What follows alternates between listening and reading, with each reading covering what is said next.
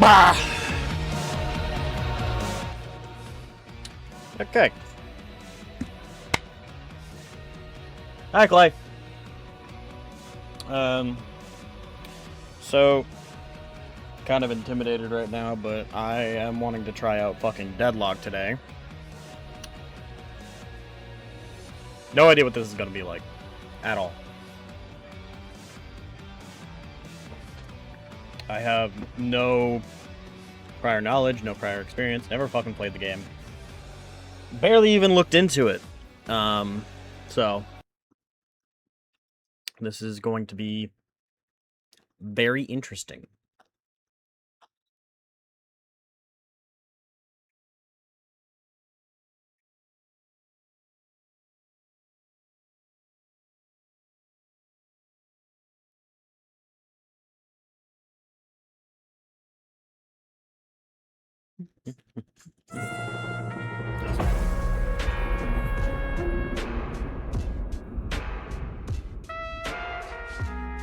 Can't hear you.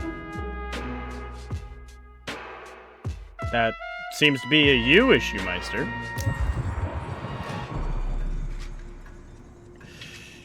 Okay. I didn't even, like, fully run around this area. Watch matches. This is a very interesting little... Everything loaded. I literally did nothing. Why would you be this way?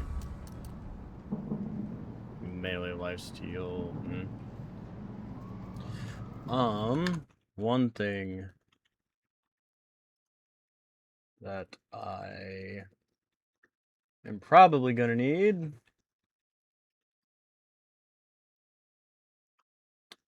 is a fucking silver build.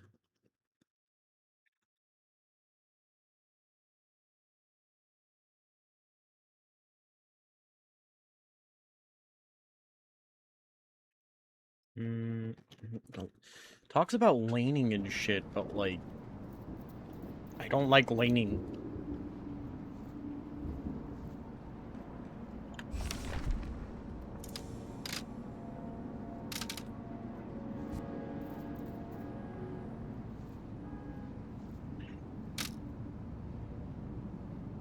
Disruptor.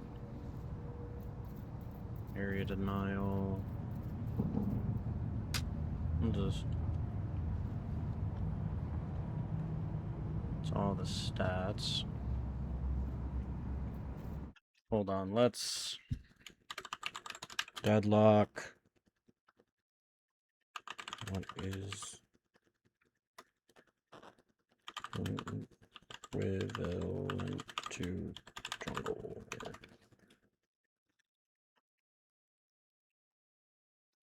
Deadlock does not have a dedicated role locked jungler like League or Smite. Instead, the closest equivalent is Roamer or Ganker. All players should farm jungle camps during downtime or after pushing their lanes, rather than a single player being assigned jungle. Huh.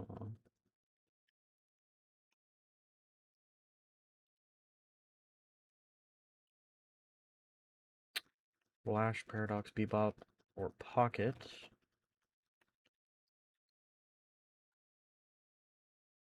Everybody's expected to clear jungle camps between creep waves.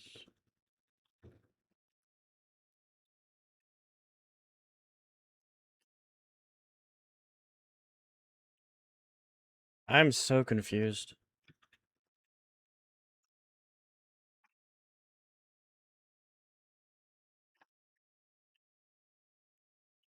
My cat's being weird.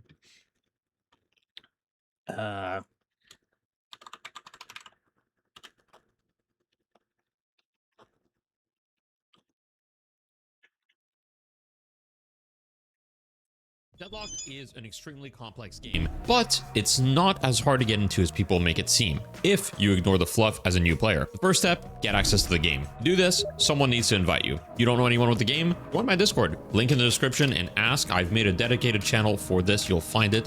If you don't want to join my Discord, there's also threads on the Reddit where you can get an invite. This video, I'm going to focus on the things that matter to you as a new player the most so you can enjoy the game as fast as possible. If I say not to worry about something, it just means you'll learn as you play. No need to focus on it as a new player. I've got plenty of other guides coming up for more advanced players as you learn the game. Deadlock is a third-person MOBA shooter. I know, a bit of a long title. It's a very unique game, but basically you shoot your gun, use your abilities, generate souls, and buy items. There is no mana in this game, so your abilities are all cooldown based, with a few exceptions being based on some criteria like damage dealt or damage received. Your ultimate goal is to kill the enemy patron, which wins you the game. Movement is a core part of this game, and I believe this game has one of the best movement systems out there currently.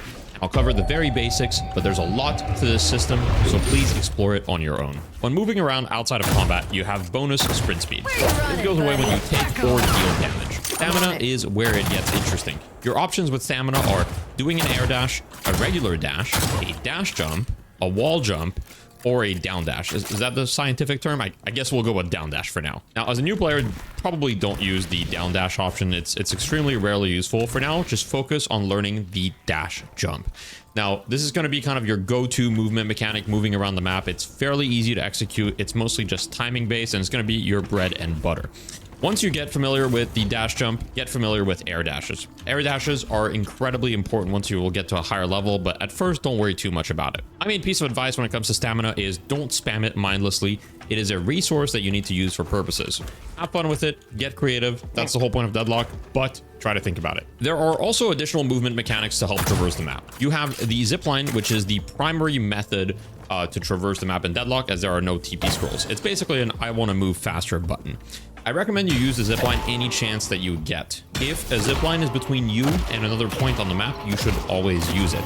Now, one thing that a lot of people don't know is if you let go of the zipline with control, you keep more momentum, or whatever your crouch key is bound to. So don't jump off the zipline, crouch off the zipline. This just allows you to get propelled further. There are also jump pads that are scattered across the map to help you rotate around. Always use them if you can get them as well. However, be careful. If you get shot while taking a jump pad or as you get on the zipline, you will get stunned and take significant damage. The teleporters are extremely underused even for experienced players. Learn their locations and get into the habit of going to them. You'll thank me later. Don't overthink it for now, though. If you're not using the teleporters, it's not a big deal. Just try to learn where they are on the map. Now that we've covered the very, very basics of how to move around and use your character, let's get the hero selection. How do you select which hero to pick? Now, a lot of people kind of overcomplicate this, and they'll be like, oh, you need to know the correct character for you, their base stats, look at their lore, look at their scaling, their height, etc. At the end of the day, just pick whatever hero looks cool. Don't overthink it. Some heroes are more kind of new player friendly than others.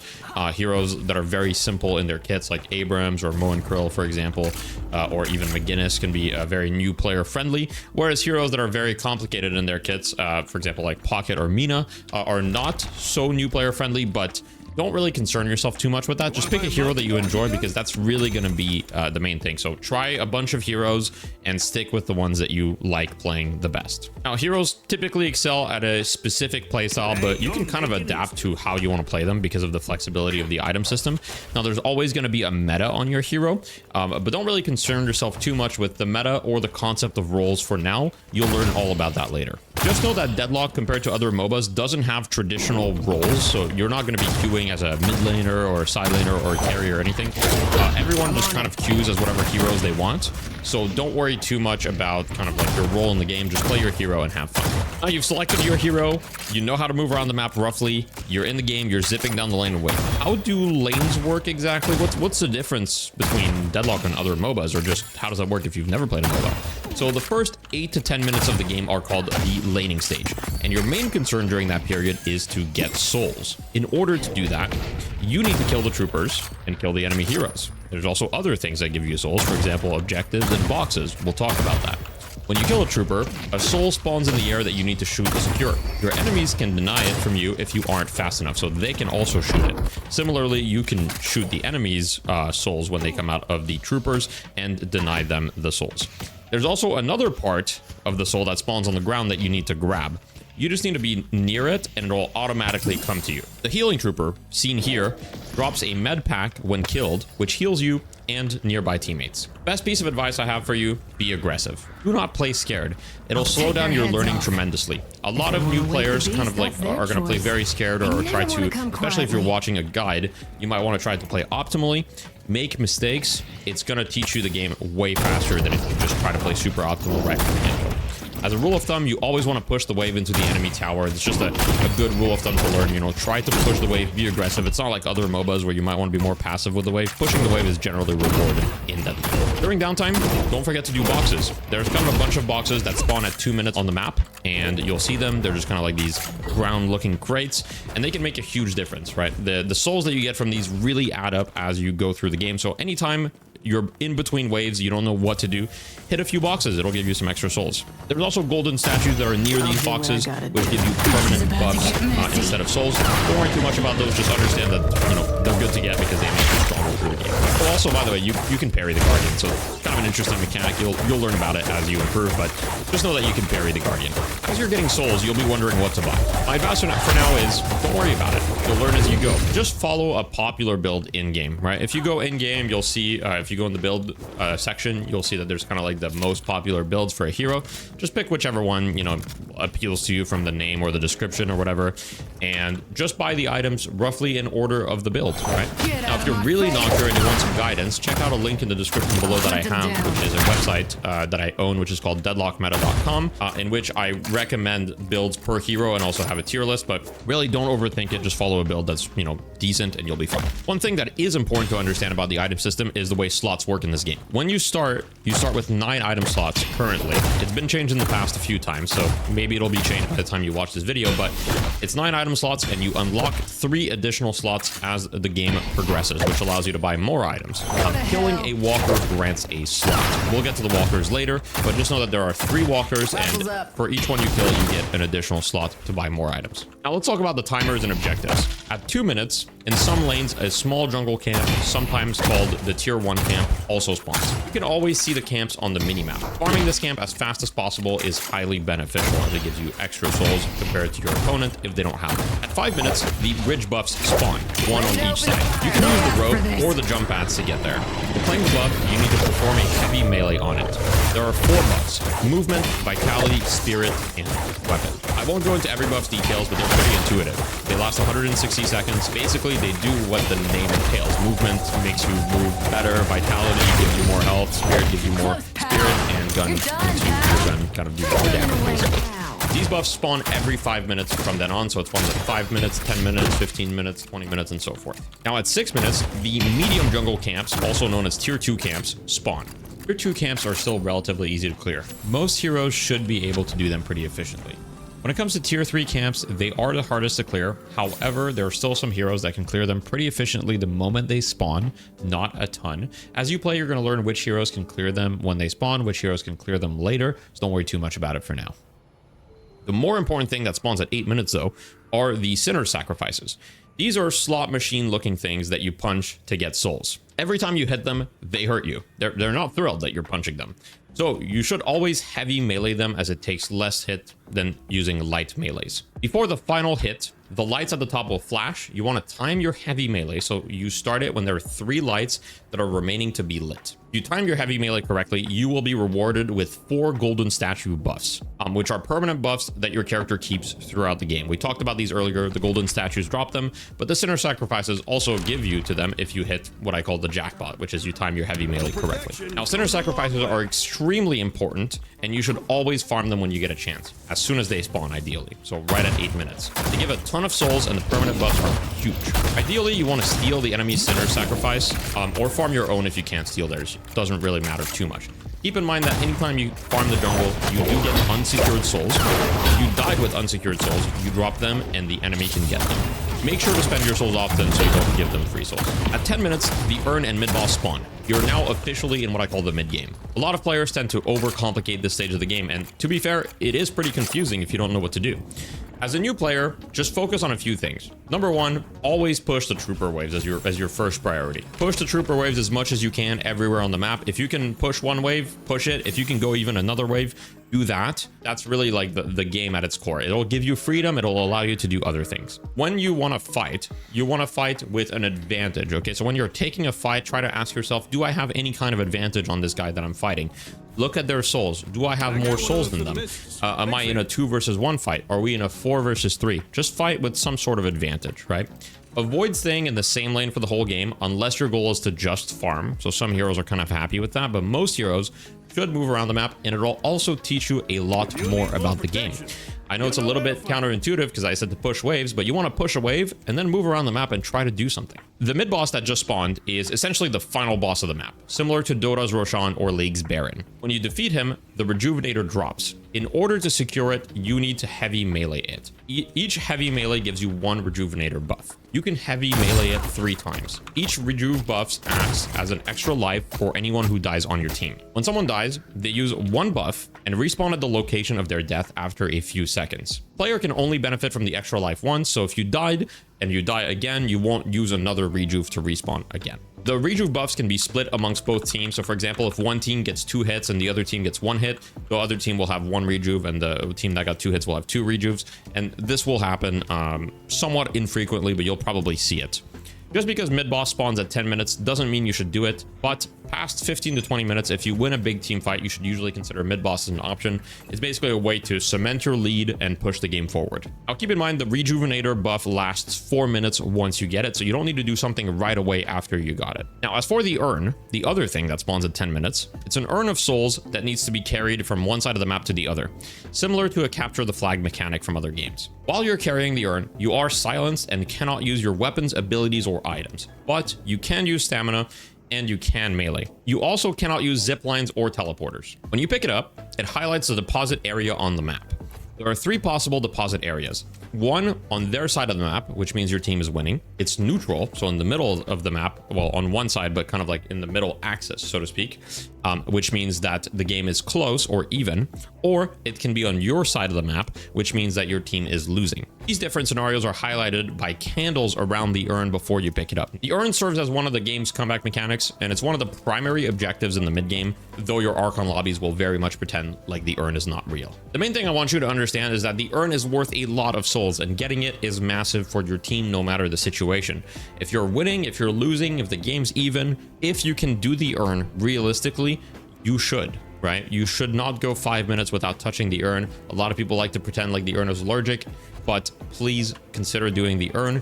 Even if it fails, at least it'll teach you when is a good urn. Generally, when a few people on their team are dead, it's a good time to consider running the urn. Or if all the waves are pushed up, you can also consider running the urn, but just try doing it. It's worth a lot of souls, and it's very, very rewarding if you do get it. Now, walkers, which we mentioned earlier, as the primary way to get extra slots for your items, what they are is the second line of defense to the enemy base. So they're right after the guardians that you have to kill in the laning stage. After that, there's kind of the big walkers.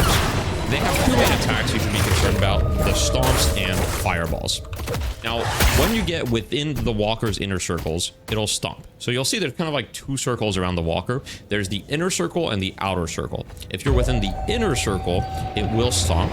If you're within the outer circle, it'll use fireball, generally speaking. Stomp stuns anyone in the area, and it does massive damage. Like, you really do not want to be hit by the stomp. Like, it will kill you if it hits, or it will, like, you know, damage you very, very heavily. Step out of the inner circle if you see it stomping. You can very easily dodge it. Also, if you have any ability that allows you to dodge things, you can also dodge it. The fireballs do a lot of damage over time. You want to make sure to move around and don't stand in them. So when you see it shooting fireballs, try to move to somewhere else within the outer circle. Also, walkers are really hard to kill early, so don't try to kill them too much before 13 or 14 minutes, right? You probably don't want to force the walker really early. There are situations where it's fine, but just keep in mind early, they're pretty hard to kill. When you kill one walker, the other walkers get slightly more health. Each walker gives you a flex slot and gives you a bunch of souls, aka money. They're a great way to try to push your lead. Dying for a walker early on is almost always worth it. Don't be too afraid.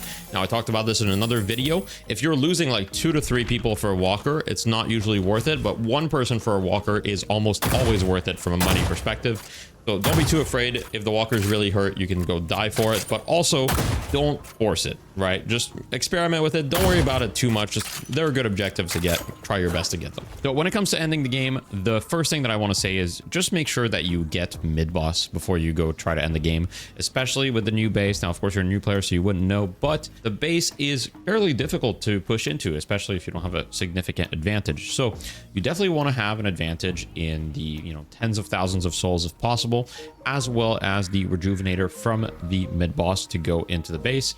And then what you're going to want to know is that you first need to destroy the shrines in order to be able to hit the patron.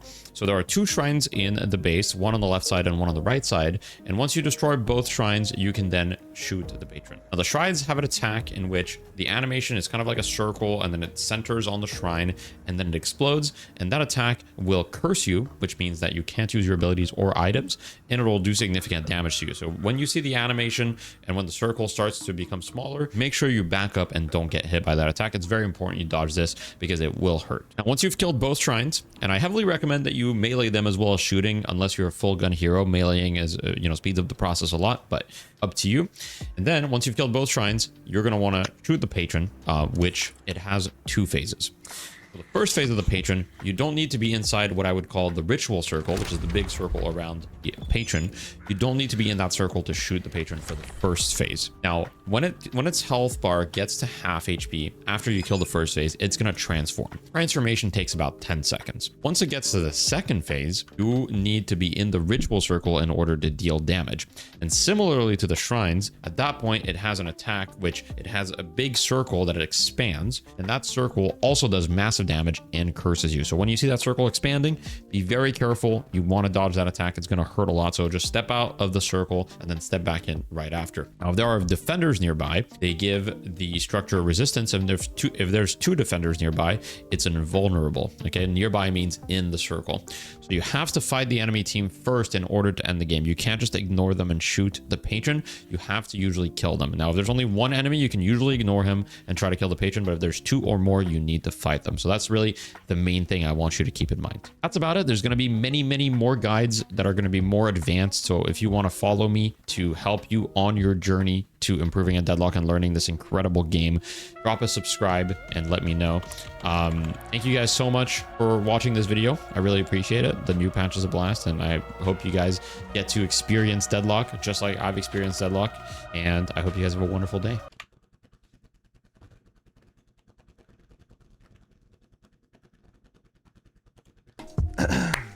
Welcome to the greatest silver guide you will ever see. I'm about to break this character down to you as if you were a baby, okay? A stupid little baby that only wants to learn silver. And you know, there's nothing wrong with being a stupid little baby. So let's get right into it. Just a bit of background and a little street cred. You know what I'm saying? A little street cred. Nope, I'm Eternus 2 right now.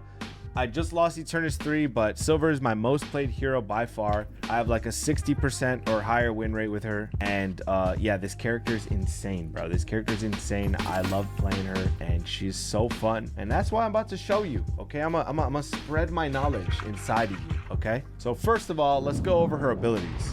Like I said, I'm gonna be breaking this down as simple as possible, because if I went through every single little ability point and explained every single little damage and you know, it would just explode your brain. It would just explode your little brain. So my brain's I already advise fucking you, melting, if bro. you want to learn this character or any character in this game at all, you will have to read. I know it's crazy, but you're gonna have to read your abilities and what the upgrades do, because everybody likes different things. Everybody likes to order their abilities differently, and it's very important to know every little thing about every single ability you have. And Silver has the most abilities, with technically 6, because once she transforms, she gets 3 more base abilities. If you count her ult, it's 7 abilities. Okay, this is not a 6-7 joke, bro. Dude, I mean, I'm 24 years old, bro, about to be 25. It's time to get fucking serious. Okay. Oh my god, that's actually crazy. Wait, Kalash.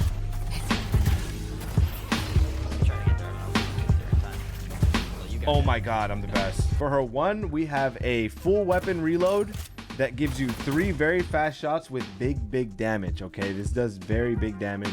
This is what's going to be doing the most damage in your base form. For her 2, we have a dash ability that when landed on a hero or a creep or anything in the game, really, it makes you bounce off of them and gives you a spirit damage shot right after. This ability is almost always combined with your 1, but we'll go over that in the combos. Don't get too crazy. I really need to fucking pay attention, but at the same time, I feel so fucking overloaded, dude. I'm just gonna fucking do this real quick.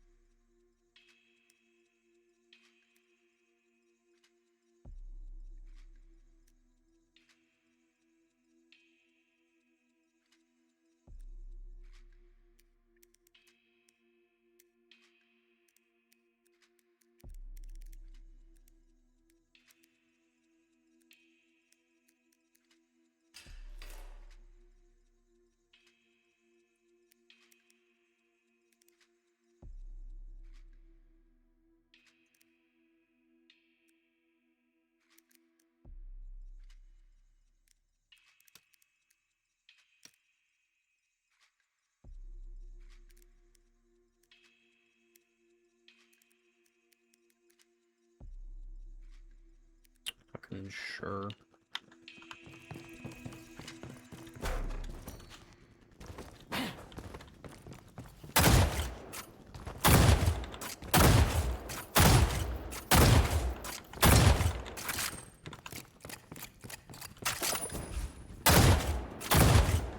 They asked for this.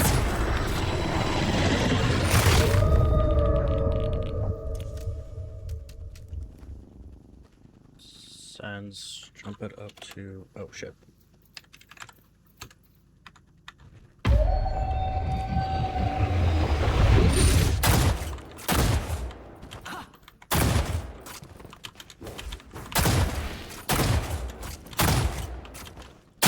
Dude, this shit probably has insane fucking movement on it.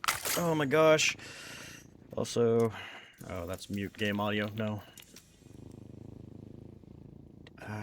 Fucking 35.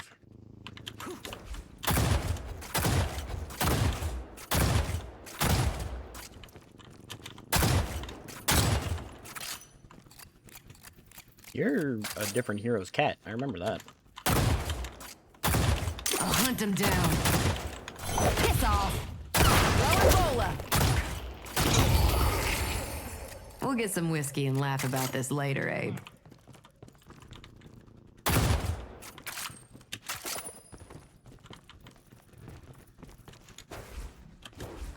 Getting used to the fucking movement is also going to be a thing for a minute. Also, I completely forgot that I wanted to sit in streaming chat for anybody who wanted to come in and see this shit.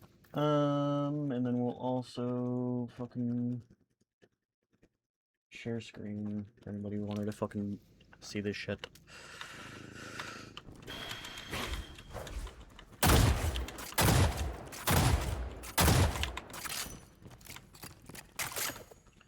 Okay.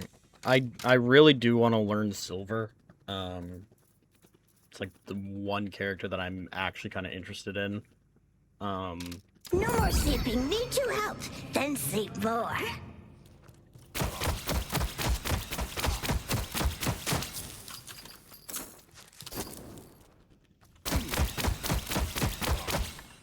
Hold up.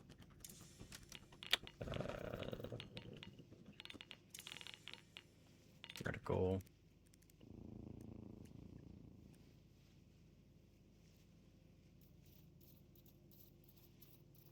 About 70, yeah.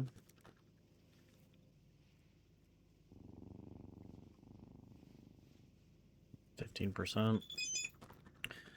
Dot size, drop this down to 5. Yeah.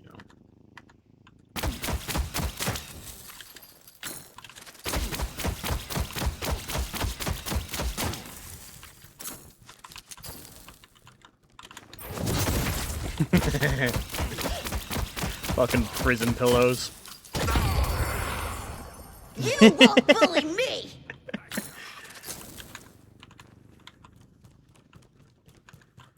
on. What is his entire, like, little kit? Pillow toss. Throw your trusty pillow, inflicting spirit damage and heavy knockback. Landing hits reduce the cooldown of your other abilities. Okay.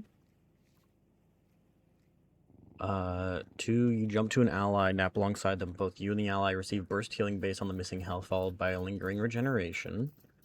Hop between allies with 2 to apply heal once per ally. Yeah, okay. 3 is your little helpers. Signal a helper to lend a hand. They can collect boxes, do center sacrifice, or be sent to support allies and troopers. Follow a hero provides a short burst of spirit resist and fading move speed. Follow a trooper provides healing damage resists and allows tagging along when no hero is found. Souls from trooper kills are split amongst the team. Nap time. Cast your gaze forward, piercing through floors. Enemies in the gaze are slowed and have reduced dash distance, cannot use movement abilities. Ooh.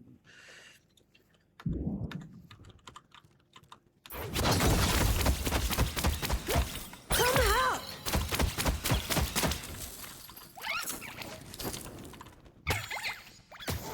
Oh, so the little dude literally does things for me. And then also, because of how Rem works, little dudes don't take damage. So that way...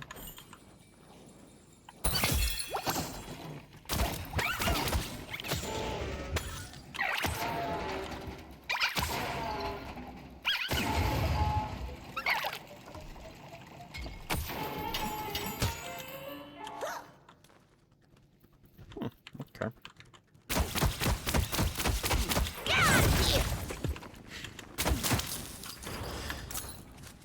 Rem seems very interesting, however, I don't know. How Most about of my kind find Vicious legs or to be Viscous? unnerving, but I rather enjoy them. Viscous, I am noticing also. Like, Viscous has a right click as well as a poke. Also, real quick.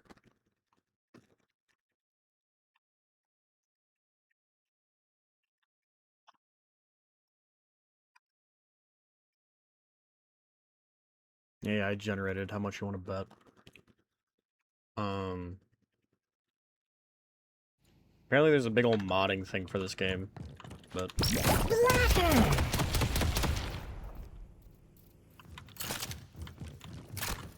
let's read this hero. Hold on. Throw a ball of goo that deals damage and leaves a puddle of goo behind that applies movement slow. Interesting. The cube. In case a target in a cube of restorative goo that protects from damage and increases health regen. Target is unable to make any new actions while cubed. Press space to escape early. So if I... Don't panic. So that can help heal your friends, or you could choose yourself.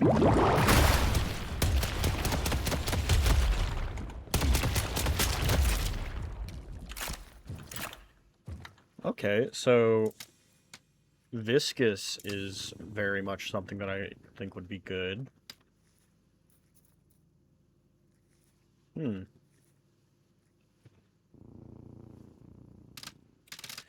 Okay, so... God, I'm so overloaded with information, but at the same time, I want to play this. It seems so interesting.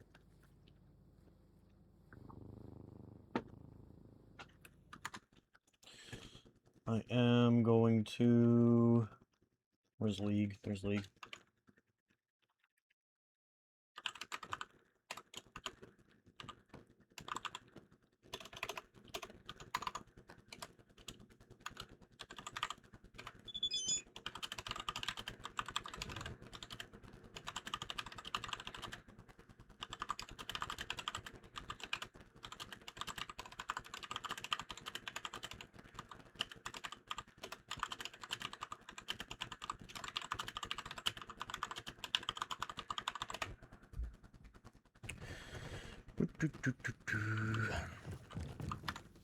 Okay. Not exit deadlock. I'm so like the fact that this is the menu area is so interesting. Swap hero. Look, silver. I gotta kill time to avoid midtown traffic, so it's either summon an elder god or do my laundry, and I don't have it in me to fold shit.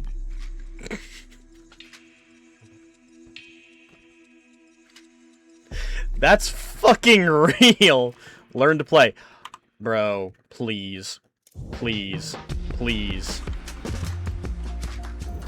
Finding a match. Please. Teach me how to play because I'm...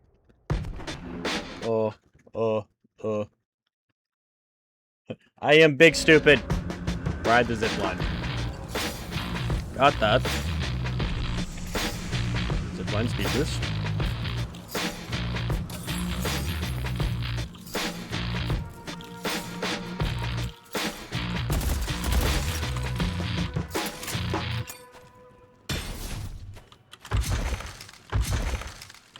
Parrying, okay. Might have to swap that. Make that parry. How often do you parry is kind of the question. Or how much do you crouch is the question.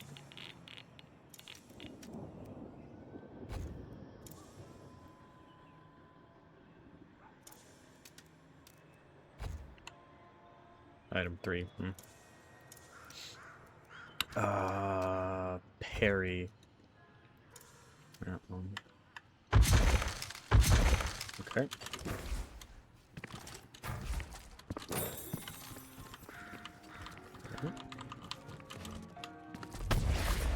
Hold on to unlocked.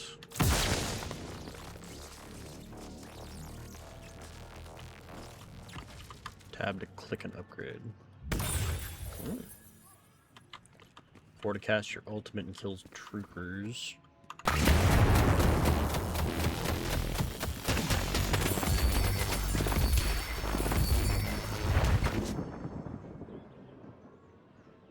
This guy also seems kind of cool. You can parry melees. Yeah, alright.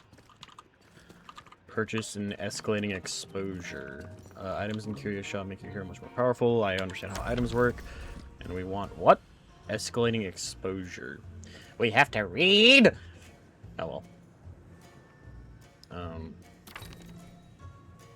Escalating exposure. A level 4 item. Why is it... Okay. Loaded up some additional items and ability points. Now face off against enemy heroes and troopers. Destroy their guardian while defending your own.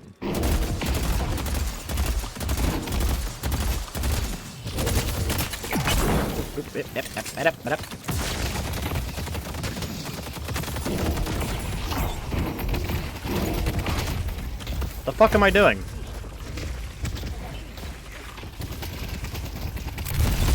Oh, there we go.